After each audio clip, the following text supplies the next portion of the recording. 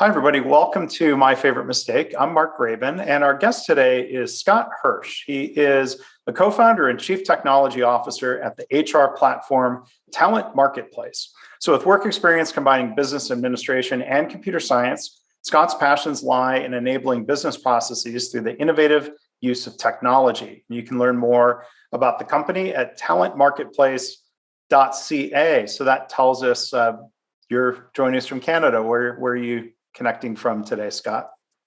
Yeah, thanks so much for having me, Mark. I'm connecting from Vancouver, British Columbia on the beautiful West Coast here in Canada. It is a beautiful place. It's been more than a decade since I've had an opportunity to be to Vancouver. So I'll look forward to things getting a little bit more back to normal and getting back up there sometime soon. I'm really glad you could join us today. And there's a lot to talk about. Talent is a hot topic in many circles today, and we'll learn more about you and the company. But as we always do here, I guess we'll jump right in. What would you say, Scott, is your favorite mistake? Well, Mark, my favorite mistake in a professional circumstance was probably early on in the talent marketplace lifecycle here. So we initially priced the talent marketplace platform for free when we launched on our beta platform back in about February of 2017. And what we actually found there was nobody signed up, even though we were offering this great platform, this great technology, some free talent and access, all pre-screened, right up for free, just serving it on a silver platter for anyone that could just enter the email address and set up a password. We thought it's a deal that's too good to be true. So we thought we would have hundreds, thousands of people just knocking on our doors to get onto the platform, but that really wasn't the case. Mm-hmm. So what we actually found there was pricing the platform in a way that we would be taken seriously was extremely important. So, I mean, it's tough when anybody launches a new company or something that's web-based. A lot of times people think, well, if we build it, they will come. If you know the baseball movie Field of Dreams. And so you launch and you want that traffic to be there. Did you have data that showed people are finding the site, and then at one point they're not registering, or they're starting to register and not completing it, or registering and then not using it? Like, what I'm curious what you did to sort of try to help investigate what was the root of the problem. Yeah, for sure. So there's a couple of things there, and I think you had the answers in some of your suggestions there as well. So like, first of all, we definitely had the wrong mentality to start off with, in that we thought if we build it, they will come. How could they not want our wonderful platform, right? Like everything that I build is amazing. But that's obviously not the case, right? So like we needed to do more market penetration. We need to do more advertising. We need to have more conversation, do more business development to get the word out about Talent Marketplace and our platform into the community to really entice those people to come to the platform. Because what we saw from the metrics and the analytics was that people weren't discovering us to start off with. A lot of like candidates and people that were looking for work were able to find us all right, but we didn't do such a great job on the employer side and having employers sign up. But that also being said, we also saw some bounces from employers that started the registration process and then just basically stopped or didn't use the platform or something like that too. So the way that we kind of investigated that one a little bit further was we just sat down with them and had that conversation. And it's like, okay, so like you came to the site and like you didn't sign up, can I ask why? And they're like, oh, it seems a little bit, sketchy, or that probably wasn't the precise word that they used, but not legitimate, we'll say, or something along those lines. And I think part of the reason for that was that pricing decision that we made early on to make it free. Because I think if we didn't take ourselves seriously and put a price tag on our platform, our efforts, and our candidates, then they weren't going to take us seriously either. Yeah. And so how long did this take to sort of, sort through all of this and come to the realization that the pricing was a major concern, and then to start some experiments then with what was the non-zero number that you all went with? That's a great question. So it took about 2 months of us like trying to figure what was going on and like making some experiments and stuff like that. And it's not, I remember the mindset very clearly too, because it's kind of like, okay, if we raise the prices, that was just going to make things worse. Of course, we're free. How could raising the price? You would think, at some point there's some basic supply and demand. Higher price would mean less demand, but there's exactly more to it, right? Totally. So when we started to do the investigation, we started to have some of those conversations with the employers that weren't necessarily signing up right away. we start to discover the reason why. And so that's why in about 2 months' time, we raised the price to like a very trepid 10% of like an annual salary or higher, which is actually quite low for the recruitment industry here. And again, I think that was also just us like tiptoeing into the right direction. We weren't ready necessarily to like jump full force into putting our full price tag on right away. And again, I think that was almost another mistake that we made, because we ended up raising our prices again later that year. And then we have subsequently raised our prices once or twice since then as well. But we're always willing to work with clients that are looking for the right pricing structure for their businesses too. Yeah. So there was the mistake of free, and then the mistake of still not quite high enough Too cheap, to seem legitimate, or going from, I don't trust it because it's, or I trust or like or whatever. I don't trust it because it's free versus I don't trust it because it's too cheap. I mean, there's as time goes on, I imagine there's lessons about pricing being an art as opposed to being a precise science. I mean, I'm trying to remember, gosh, back to MBA times, and all kinds of dynamics come up, like, luxury goods, where something is worth, it seems like an outrageous price, but it's worth that because people are willing to pay it, because it signals like whatever brand equity, or that might be there, or it's complicated. I'm stammering through that, my mistake. But what's your advice for other entrepreneurs or other business owners to try to figure out the sweet spot of not leaving money on the table by underpricing, or not overpricing to the point where you scare people off for that reason? I love that question, Mark. And I think my piece of advice for new entrepreneurs or people looking to price their platform, their product, or whatever it might be, maybe their time as well, would just be, one, make sure you value yourself, your time, and whatever product that you've put together well. So that means maybe not free unless like you're pursuing like a freemium model or something along those lines, but putting a price tag that is reasonable. So like you make a little bit of money, but it's also affordable for your potential customers. And then also just be willing to be flexible. So one of the reasons that we were able to be successful eventually with our pricing models is that we continue to be flexible with our pricing. So what that really means is, maybe $5,000 all at once is too expensive for a person or a business. Maybe that's a monthly payment instead. Or maybe it's hey, if you're able to sign in the next 30 days, I'll give you 10% off or 20% off to help make it a little bit easier. So always keep those interesting kind of like mechanisms, levers in mind to be able to make it a little bit more palatable for your customers. Yeah. And you used a word, I was going to ask you about this idea of a freemium model. Can you talk a little bit more about that more broadly, of how some companies use that strategy?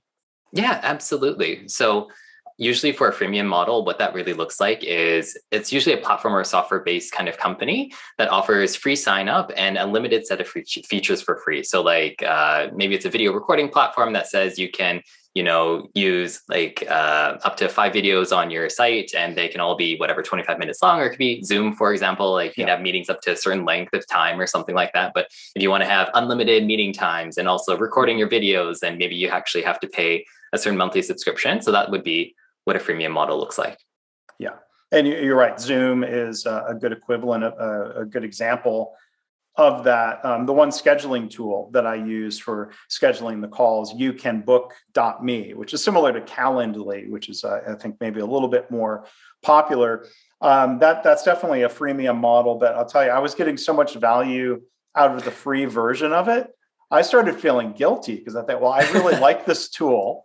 I want them to survive. I signed up for the paid tier because I could afford it, and it was reasonable. And it just seemed like it was worth contributing to. It's not a donation because I was getting something of value in return. And I'm not asking them to raise the price if anybody there is listening, but it just goes to show that pricing really is a tough thing to figure out. One other thing I was going to ask, just back, and I'm curious, and maybe in the course of answering this, you can tell us a little bit more about how the platform works.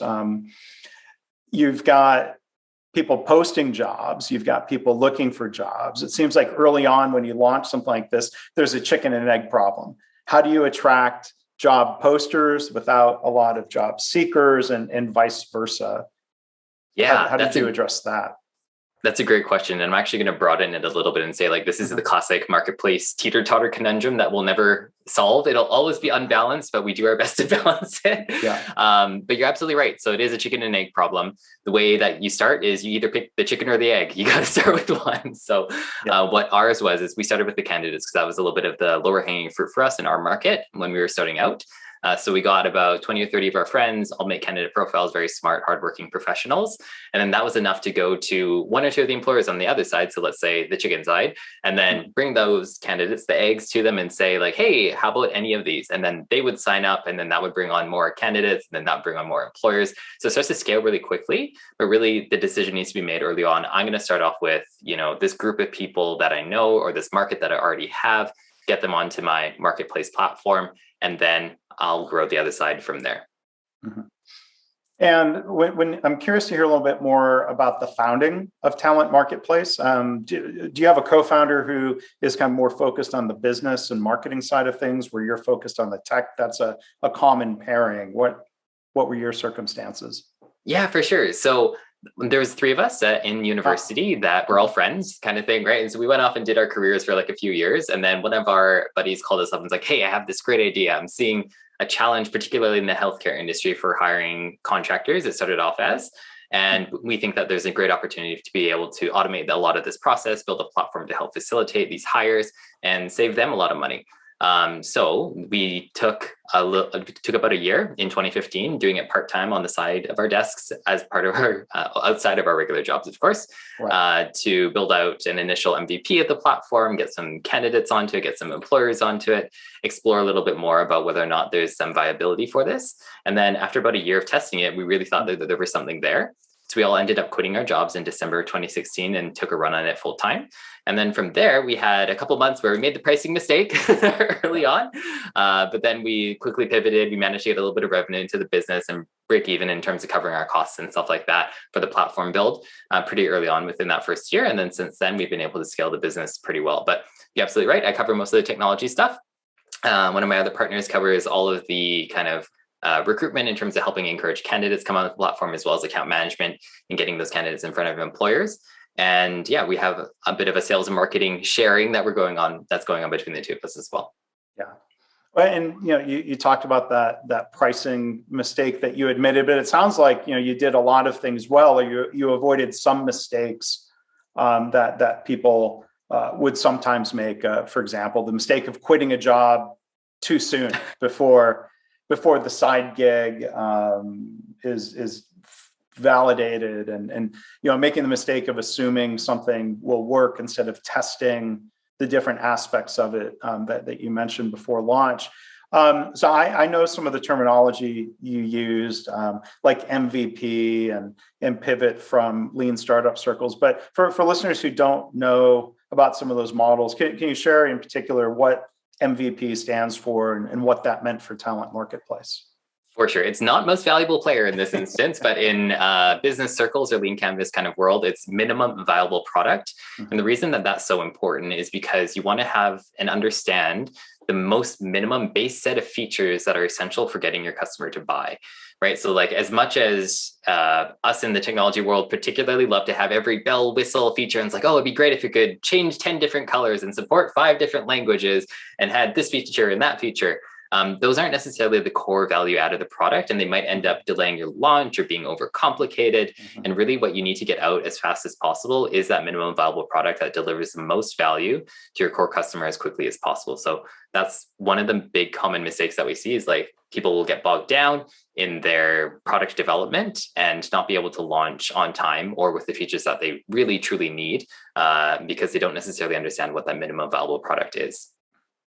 So again, our guest is Scott Hirsch. He's the CTO at Talent Marketplace, and we're learning not only from the mistake they did made, we're learning from mistakes that could have been made, mistakes that other people make. And startups are such, there's so much risk involved in taking those steps to move forward, and testing and validating ideas is so important. Or maybe stated differently, like making small mistakes early on, so that we can prevent a bigger catastrophic mistake down the road. Like, I'm glad to hear that you figured out the pricing thing and you survived and you've grown and scaled, and that's always so good to hear.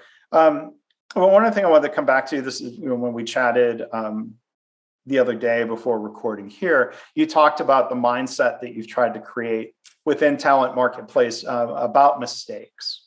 Can Yes. you tell us more about that? I think this is really interesting. Absolutely. It's just an acknowledgement that we're going to be wrong, and just which way do we want to be wrong? So it's like, which mistake would you rather have, or which mistake would you rather make, is really the mindset that we try to foster at Talent Marketplace. So like, we're not running around trying to screw everything up, of course, but it's kind of like, okay, so is the pricing going to be 10% or 15%? They're both probably wrong, but one might be a little bit more wrong. And which way would we prefer to be wrong, right? So like, we say, okay, let's pick the 15%. That's still probably wrong, fine. But at least there, then we can, move down a little bit if they ask us or something like that. Whereas going from 10 to 15 or 10 and pushing it up might be a little bit more difficult. So it's that kind of acknowledgement that just, whichever way we're going to pick our poison, we're probably going to still suffer a little bit, but acknowledge that we might make the mistake again, and we will pivot to make it better. Does the same idea apply when it comes to technology decisions that you're addressing or leading or working on? Absolutely, right? So that's that whole A/B testing that we do on the site quite a bit. So first of all, we do our best in order to track the metrics of usage on our site. So like, is this button being used, or is this feature being used, or how can we make it easier for the candidates and employers on the site? We have some ways to track that. And we use that information to make some of the decisions we choose to make around the feature implementation that we do. But quite frankly, we make mistakes there too. Sometimes we roll out features that we think, oh yeah, like everyone said they want this thing. Like, oh, my favorite one, actually, I'll give you a specific example, is candidates will often request on platforms like this for the profile to be anonymized or to be hidden from the certain companies. Like maybe they don't want their current employer to see that they're searching for work. It's a very common situation to be in. Totally empathize with that, right? So on the very first iteration of Talent Marketplace, we had an anonymize your profile feature, right? It's like, it'll change your first name, last name, just to initials. It'll remove your profile picture and kind of put something default there instead. So just make it a little bit more, anonymized for them if they want to hide from certain companies, for example. Yeah. After 2 years, nobody used it. No. Yeah. But even though it was heavily requested. So like, that was one of those really interesting mistakes. I don't want to say it's a mistake to listen to your users. That's definitely not the right kind of message there, but it's something that's asked for versus something that's needed, I suppose. Yeah. And that's something that happens a lot. The little bit of exposure I've had to software companies, that exact same situation where many people will say, we want to do this with the software. And then when it's built, like, you're trying to scratch your head and figure out, okay, well, it's there, why not use it? It could be a chicken and egg dynamic. Like, I think of another initiative. It wasn't a software company per se, but in some healthcare circles, I was part of a group that was trying to help organizations both in Canada and the US learn from each other. And one of the things we heard a lot of feedback from different people was, we want a platform where we can share improvements we've made in our organization, so that those others can pull and draw from those. But it was a different chicken and egg problem, not job seeker, job poster. I think what people were really saying was, I want a repository that I can go and pull from. Yes. I want to see other people's ideas, and you go first, fingers pointing in different directions. So like the technological capability was there, but then there was more that social challenge of, how do you get someone to contribute to the common good there before pulling on it. And there's no ill intent from anybody. I think it just goes to show, if we'd agree, pricing is complicated, people are complicated too, and something sounds good, and then when push comes to shove, they don't follow through with it. So have you learned some methods to try to better validate or do small tests? Can you do a minimum viable feature in a way to see, okay, people say they're going to do it, but now before we build out the fully formed version of it, let's test and see if people will click and take action? Yes, absolutely. So we do very much that. Like, we roll out a small feature, run an experiment with it, we always, the mentality that we try to take is we do it manually first and see, like, kind of mechanical Turk almost, the feature to start off with, to see if people will use it. And if they do, great, we're doing it manually. And then as soon as that manual process doesn't scale anymore, then we say, okay, let's automate it. We're going to build this into the platform. And then that's kind of how we run that experiment for that piece there. Yeah. So really, really good lessons that I think apply, especially in software settings where you can iterate so quickly. There's probably applications to, other service industries where you could try to test some, like you said, less automated version of a process, and then go and put more effort in once it's been validated the best you can.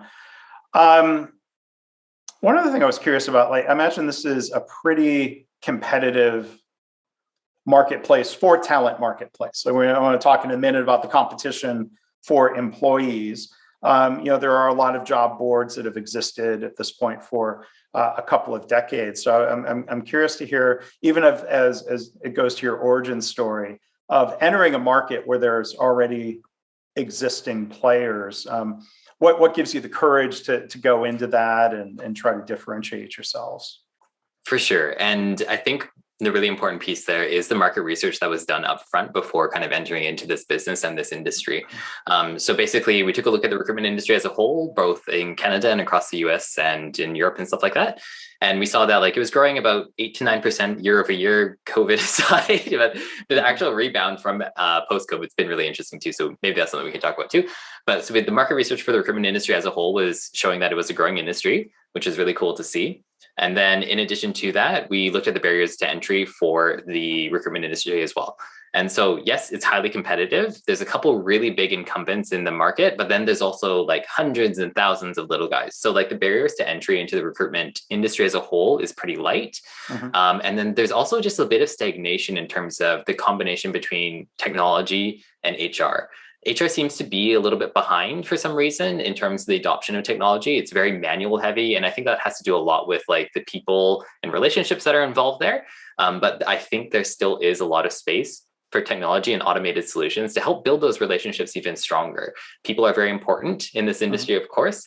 But I think that there's a lot of space for technology to grow into that. So that's kind of the analysis that we did to enter into the market. Yeah. And so, here we are at the beginning of 2022, and it seems like in a lot of cases, it's the job seekers marketplace right now. There's shortages of employees, especially in certain fields, for all sorts of different reasons. Demographics and COVID and what have you. What are some of when you think of what your customers are facing and what they're trying to address and what you're hearing from them, how would you describe some of the biggest hiring challenges right now for companies trying to compete for talent?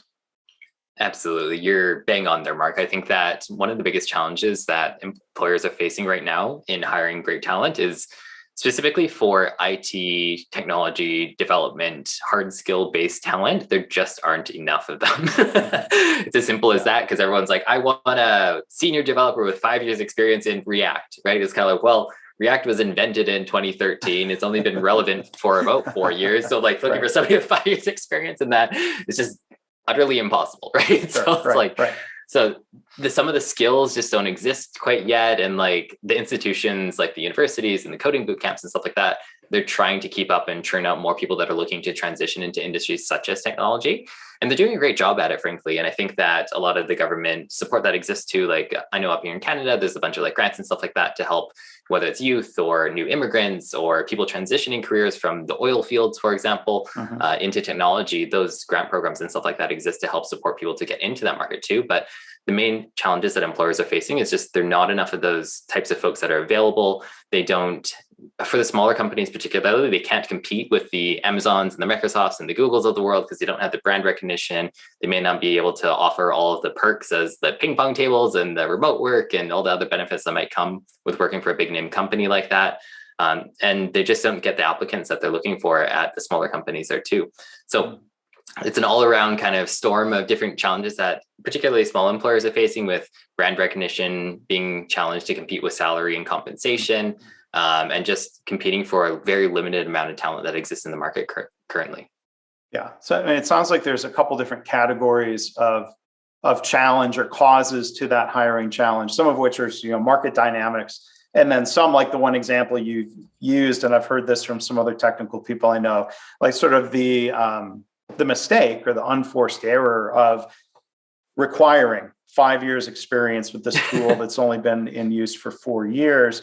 Like, are there times when, like as talent marketplace, where you try to flag issues like that? Does that require manual review, or what are some ways that you can sort of try to help a company with a job identify some of the issues that might be preventing applicants from applying or taking it seriously, or having some sort of filter that just filters out everybody inadvertently? For sure, right? Like, and that's one of the reasons that talent marketplace is different too, is we completely pre-screen and vet both sides of the marketplace before they're able to come on. It's different than LinkedIn, or it's different than Indeed, where anybody can post a job and anyone can put the resume up and anyone can apply. We make sure that 100% of the candidates have a resume review, a phone screening, and they are who they say they are. And it's the same with the employer side too. So when an employer, for example, posts a job or requests a role that says, like, I need somebody with 5 years experience in React, even though it might not be possible, it's incumbent on us to make sure that talent marketplace, us, to make sure that the employer understands the reason that might be challenging and the reason that they might not be getting as many candidates for that role specifically. So that's why we have a bit of a differentiator as talent marketplace, I think too. It's because we are pre-screening and helping genuinely both sides to find that perfect match. So that's really interesting of having some of that pre-screening in place. I've seen news stories, you may have seen these too, where you have people working remotely in technical jobs who are in some cases now taking 2 or sometimes 3 full-time positions. Have you Yeah, seen I've heard about this, and sometimes they'll outsource one of them to like another country or something too. Or just, people realizing like, this job doesn't really require 40 hours a week, if that's the threshold. Or like you said, they're playing this maybe unethical arbitrage game of collecting the paycheck and then farming it out. And you might say, well, hey, companies do that. Why not employers? Like there's all kinds of dynamics there. But does the screening help ensure if one of the employers came to you and said, hey, Scott, I want to make sure I'm hiring somebody who is only going to have this as their job? Is that or is that overblown? Because there's a couple stories that got a lot of press. I think it's the latter option there. I think they are a little bit overblown because they get a lot of press. It's particularly relevant and relatable, I would say, for a lot of folks right now, shifting to the work from home kind of culture. But that being said too, like, it's not impossible for that to happen. And that's part of the reason why, like, again, like, shameless self-plug for talent marketplace, but like that pre-screening is valuable, right? Like if you're going to just pull a resume off Indeed or something like that, and they say, oh yes, I can work and I can start remotely, all that fun stuff, great. I think that'll work in probably 99% of cases, but there might be that 1 or 2% that presents one of those challenges. And don't apologize for plugging the company. That's fine. I don't consider that a mistake. Well, one other question for you here, and I'll plug the company again. Talentmarketplace.ca is the website. Well, one question listeners might have, we have a lot of listeners here in the US, is do you serve job seekers and employers in the US or Canada only? For the time being, we're mostly focused on Canada, but expanding into the States is definitely on our radar. We're hoping to get down there this year, hopefully.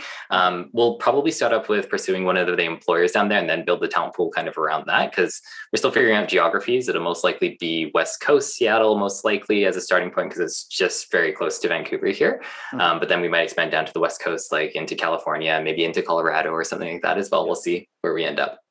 So it sounds like there's an opportunity there to build upon lessons learned from earlier growth and earlier scaling. And make new mistakes. New mistakes, new learning, right? Yes, exactly. One other question. I'm curious to hear your thoughts on the impact of the pandemic and in particular accelerating work from home. I'm guessing in a platform like yours, you have a lot of data that would help illustrate. Do you have more people accepting jobs in other provinces, in other area codes? I bet you could see some of that pretty vividly through data. Yes. And that's one of the most interesting things about kind of being in a technology focused recruitment platform place right now. I remember at the beginning of the pandemic, and well, it just like everything tanked at the beginning of the pandemic. That's just the way it was. But like, but coming out of the recovery here, we've seen a lot more power in the hands of the talent and the candidates that are looking for work, and particularly around demanding, like straight up demanding work from home as an option, right? I think it's definitely over 80%. I think it's about 85 or 86% of the candidates on our platform right now will not consider a job if it doesn't offer at least hybrid, like from working from home, right? And it's kind of like, oh, wow, that's such a big shift even a year ago or 2 years ago, right? And it's so interesting that people have reprioritized their lives on that. So that's one piece of data that's very interesting. The other one that kind of stands out to me from like a COVID perspective too is just like the employers looking further abroad for their workforces now too. So like, because they're offering remote, they can say like, okay, well, if I pay somebody, whatever, $200,000 a year from the Bay Area, why not pay somebody $100,000, perhaps equally skilled from Kansas? I don't know, something like that, right? So it's like, they're looking, like you're suggesting, further abroad in different kind of zip codes for their talent too. Yeah, there's a couple sides of that coin. One is trying to, like you said, hire people at a lower price based on where they are. And then there's also, you see articles of somebody moving from the Bay Area to someplace with a far lower cost of living. And they don't want to, then there's this question of like, well, if I bring this much value to the company, why would you want me to take lower pay because I live somewhere else? That it's a tough dynamic. But again, I think in a job market where the employees have much more leverage, you've got to do what you can to maximize your earnings in a job you like. And there's record. I'd be curious if there's similar data in Canada. In the U.S., we've had at least 5 months in a row now of like all-time record number of numbers of people quitting their jobs. Same thing in Canada. Yeah, I would say so for sure. And like, I think this is anecdotal and I don't have data to support this, but I think that's a reevaluation of a lot of people taking a look at their lives and saying like, okay, I've been working from home for a while. It's been great to be able to spend more time with the family and the dog or whatever it is. And like, I want to, make that shift in my career, pursue what I love, or like make that decision to make it a little bit easier. So like, it's really interesting to see for sure. So I think there's, a final thought, adaptation from the story you told. And again, our guest today has been Scott Hirsch. He's a co-founder and CTO at Talent Marketplace. Again, their website's talentmarketplace.ca. You were talking about underpricing yourself and not valuing your offering in the marketplace enough. I think there's a lesson there for individuals who are listening. Please don't undervalue yourself and what you're worth in your job and in your industry. And if you're looking for something new and you're in Canada and maybe shortly in the future here in the US, maybe Talent Marketplace can help. So Scott, I really thank you for sharing your story and the reflections. I always appreciate when someone's willing to come on and share a mistake. And I'm glad it's one that you learned from and got past. So thank you. Thank you again for being here with us today. Thank you so much, Mark. It was a lot of fun. All right. Well, great. Thanks.